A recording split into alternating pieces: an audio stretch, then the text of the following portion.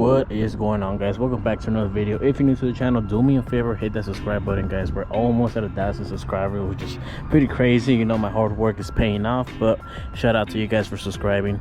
Other than that, we're back at with another banger. We're gonna be reviewing the 2021 Mustang S550, 1 year ownership. We're just talk about some things that you should know before you buy a Mustang, little things that bother me, what I like about the car, what I don't like about the car. Don't get me wrong, I freaking absolutely love the Gen 3 Coyotes. The first thing on the bucket list is gonna be the front bumper on the side of these. Actually, I don't think I've seen them happen on this gen, but on the Gen 2 on my old car, the side of the bumper would stick out like crazy, so I'd had to put some quick release on it just so it could stay, because you see how it's like nice and like there's no gap in between. For some reason the Gen 2 Coyotes, it was notorious for it. I would always see it. I don't know if it was like a TSB or something, or it was just a car in general, because the only thing I don't like about it is that a lot of the parts on this car do not line up. I know you can't really tell, but for instance on this side there's more of a gap than on this side. I thought there was something wrong with the car, but apparently every Mustang is like that. But yeah, definitely if you're planning to get a Coyote and it's a Gen 2, you gotta keep an eye out for the bumper. It does tend to stick out and pop out, so then you have to either put some quick release or tie it up with some zip ties. Luckily, like I said, on the Gen 3, that's something that I love. I feel like they fixed it. I don't know what it was, but I rarely even see it, and the fact that it's flush is definitely a win for me. Now when it comes to the Gen 3, guys, I absolutely love the front bumper, especially with the new headlights. I feel like it looks more like edgier compared to the Gen 2. It was more like roundish. The only thing I don't like, guys, is that the front chin spoiler that I have on my car is aftermarket. My car did not come with this. I had to actually add it. It actually comes with a small little front chin spoiler, front chin splitter or spoiler, whatever you guys want to call it. It comes with a tiny one, and it makes the car look more smaller.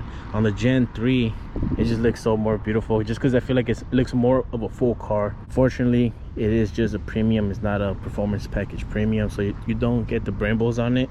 You get the small rotors and then unpainted calipers. We do have to paint those for sure, guys. Now it is a Gen 3, so it is pushing more horsepower compared to the Gen 2. I believe the Gen 2 is pushing around 435 crank, and then this generation is pushing 460 or 465. I'm not sure which one. I think it's 460 if I'm not mistaken. But yeah, it does have more power. When it comes to the engine, let me show you guys. Not much changes. It's still the same Coyote engine. The only thing that did change, which I feel like it looks hideous, is the cover. On the old one, it was more smaller. I just feel like it looked better compared. Oh my god, this is so dirty. Compared to this, it just looks so hideous. It hides the engine, you can't really see it, but it is what it is at the end of the day, you feel me? Like I said, it is a Gen 3. Not much changes compared to the Gen 2 to the Gen 3, guys. It's basically the same thing. Just the only thing that changes is the front bumper, like I said, and you do get an extra RPM, you could say. So on my old car, it would rev up to 6,500. On this one, it revs up to 7,500.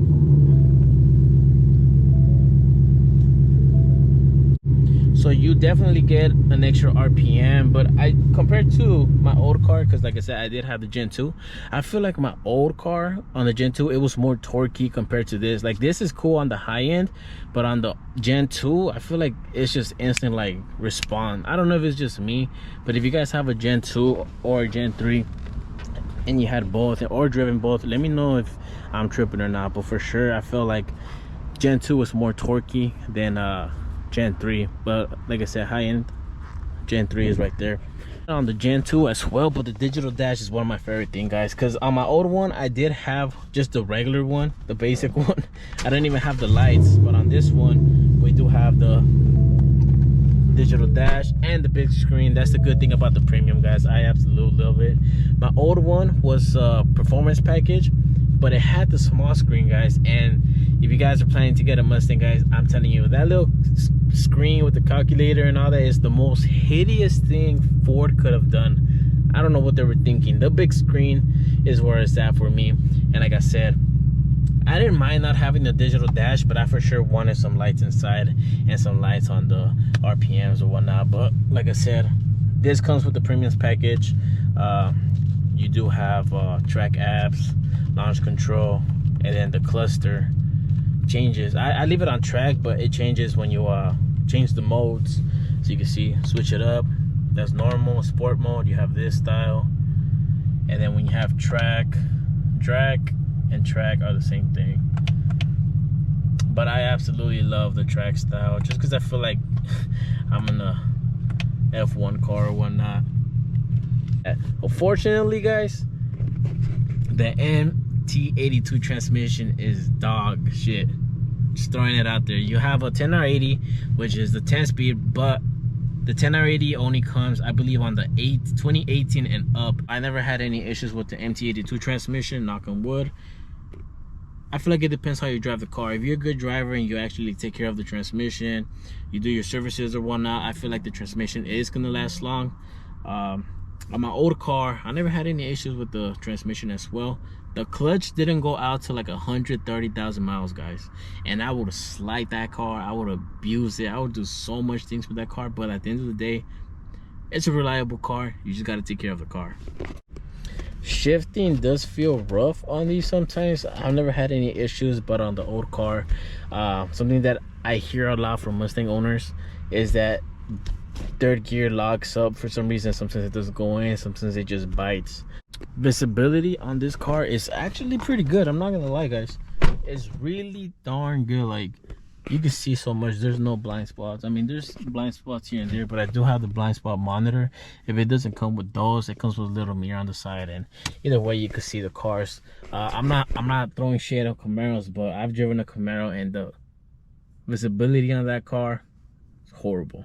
So don't get a Camaro, get a Mustang, guys. I mean, the rear mirror did change. That's something that I like. On the 2015 to 2017, and I believe some 18 and 19s have them.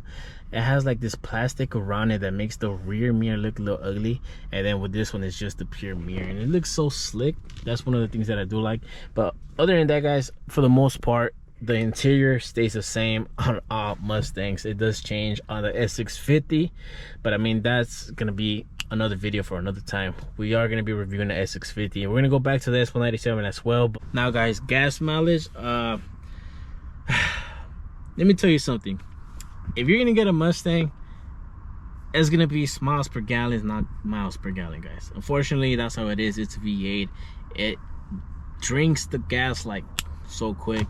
When it comes to the gas mileage, I get around 18 to 19 gas mileage on the road, and then on the highway it goes up to like 30 or 32. The most I've seen it go is 32.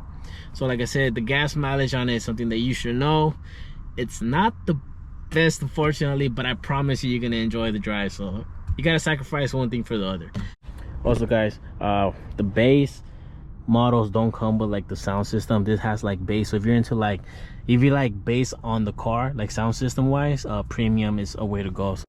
On the performance package, you get 255s and 275s in the rear. I have 275s in the rear now, but like I said, when I first got it, it had 255s all around.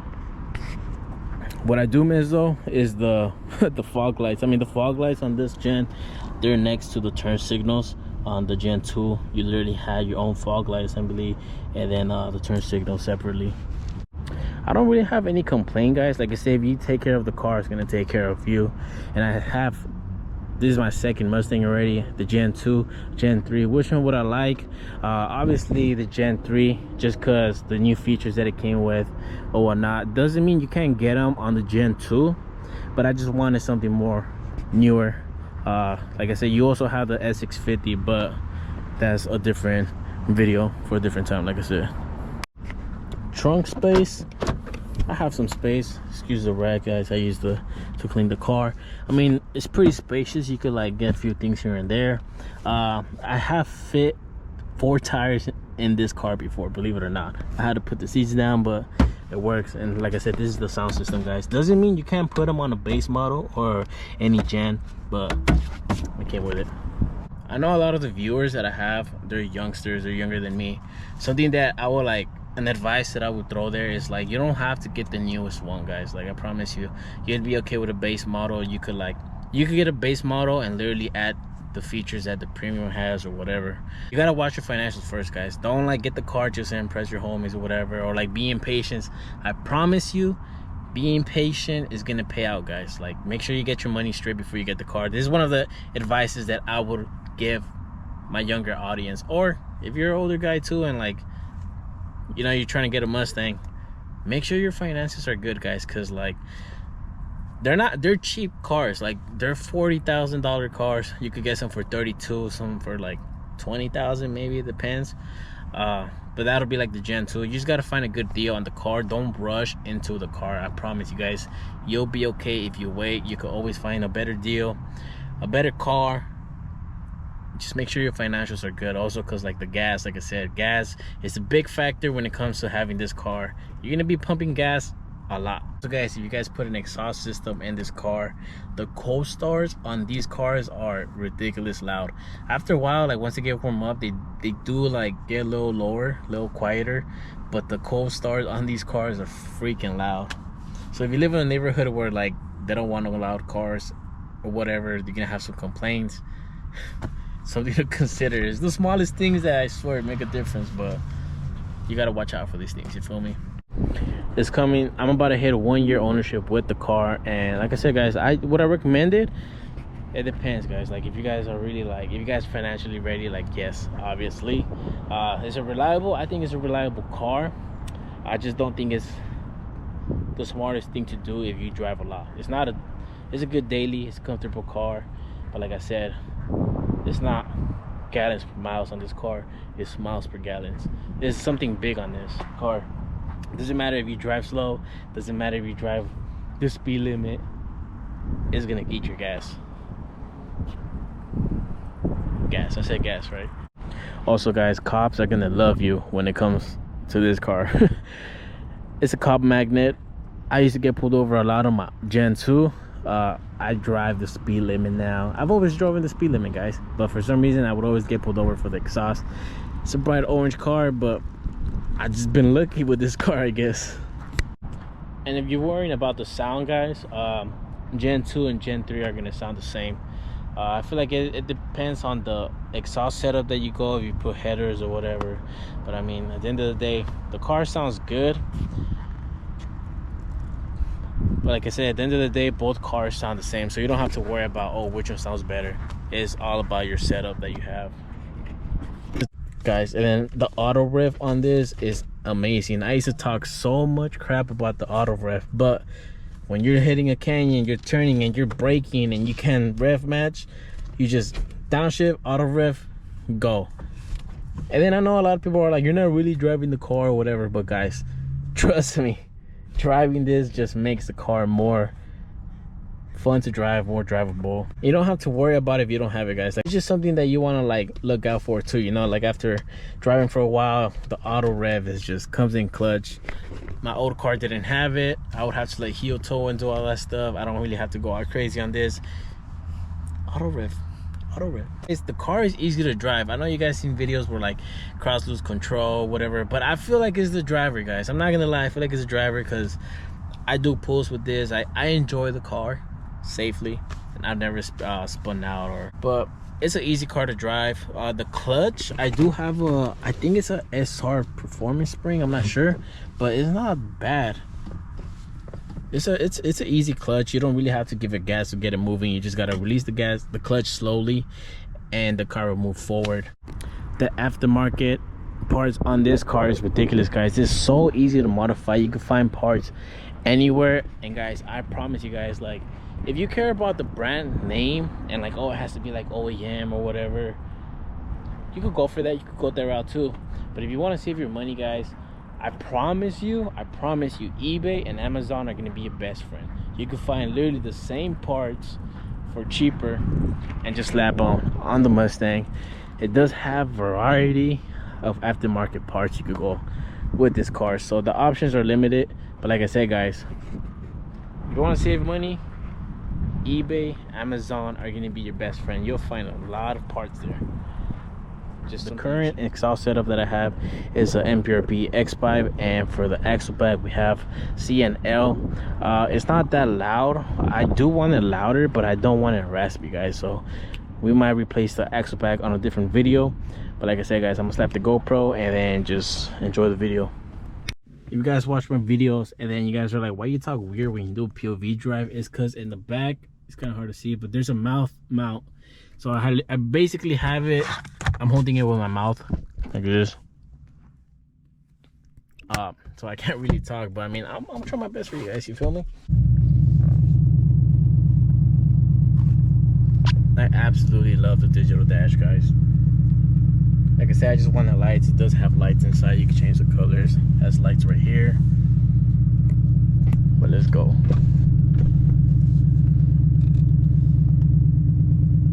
What the heck? You guys saw that? Alright. So look, guys. Literally just let go of the clutch slowly. No gas. And it goes for you. I know older cars wouldn't do that. Newer cars do. It's such an easy car to drive. Put it on sport mode for you guys.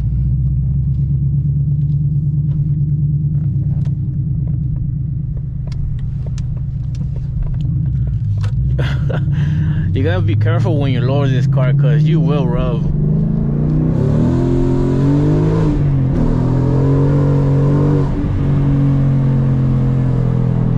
It does spin out. Like I said, like every car, just gotta know how to drive. That's it. Look, oh my god, the rev, auto rev. I absolutely love that. It is a comfortable car. When I was on my stock springs, the car feels so like smooth. It still feels smooth. I'm currently running some SR Performance Sport springs, and the car does feel smooth. I mean, you feel the bumps more, but you know, it handles really good. It doesn't have magnetized suspension, but we work with what we got. Look at this, guys, by itself. I like doing it too. Don't get me wrong, I love doing it by myself, but the auto rev is just like, once you have it, like, hey, you feel bougie, you feel me? Yeah, so like I said, you don't have to get the auto rev, but something nice. And the visibility is not bad, guys. I'm telling you, like, you can see, you feel me?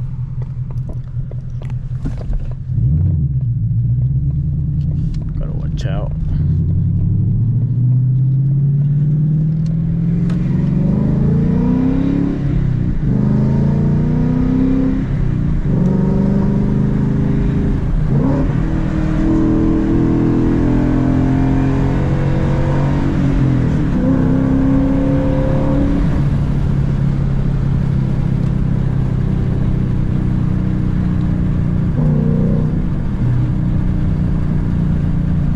I get to drive this every day, guys.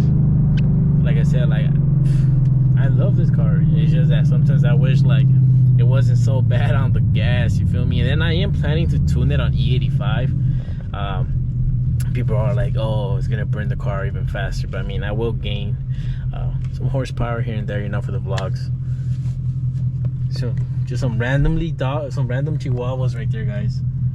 Fuck around and take them to my house.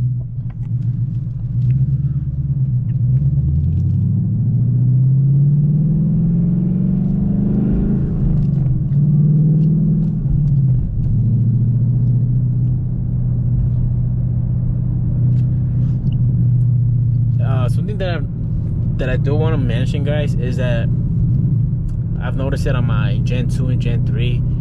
The plastic on these cars are pretty cheap. Once you lower the car and then you go over like bumps or whatever, things tend to like rattle. Things tend to rattle inside, but it's because of the plastic. I do want to strap the back of my seats and find something that's like rattling. I don't know what it is. It's always on the rear. Let me know if you guys have a car, a Mustang, and then you guys hear something rattling in the back after you lower the Mustang. From what I heard, it's like notorious. they tend to do that, but I'm still trying to figure out how to get rid of that, you know.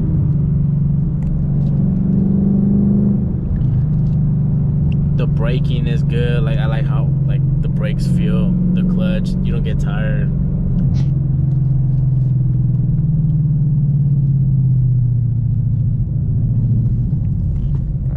The seats are comfortable. Even if you get the base model seats, guys, they're gonna be hella comfortable, believe me. This is where you're gonna be at all the time. It does get hot quick in these cars though, so either have your windows down or turn on the AC. I don't know if I'm missing anything else, because like I said, I've never had really any issues with my Mustangs. It's nothing crazy like that besides the oil consumption. It is a smooth ride. It's reliable. The engines are literally like bulletproof. They're really good engine, guys, especially to modify and all that. It's just gas mileage, I'm telling you, especially with these gas prices in California. It's no joke, guys. So something just to be thinking about it all the time, you know. It comes with navigation, but I've never used it on this car. I usually use my phone, connect my phone to it, but I've never used the GPS on this thing. It's just so weird.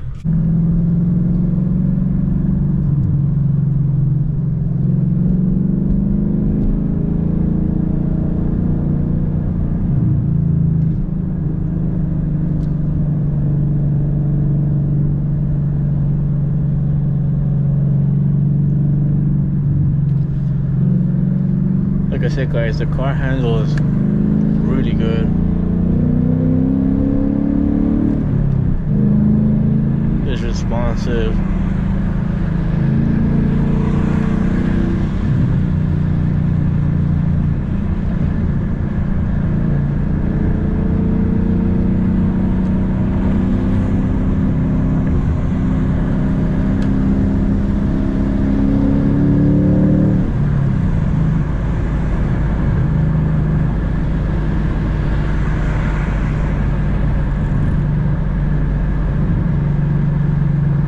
It definitely does have a different feel compared to the Gen 2 though. Like I said, like it's more torque.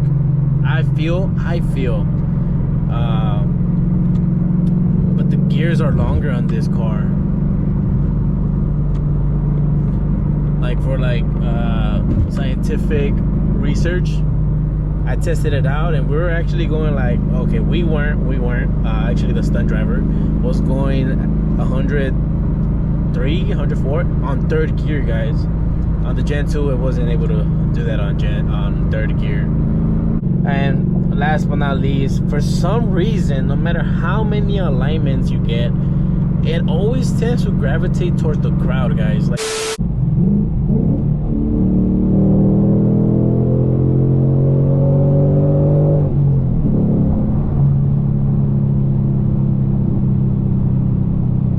yeah, guys, I'm gonna wrap it up over here. Hope you guys enjoyed the video. I mean, little pointers here and there, like nothing crazy. It was just my experience as a Mustang owner, previously on the Gen 2 and Gen 3 currently. But hope you guys enjoy. Once again, leave a like, comment, share, subscribe, do all those things. Until next time, peace.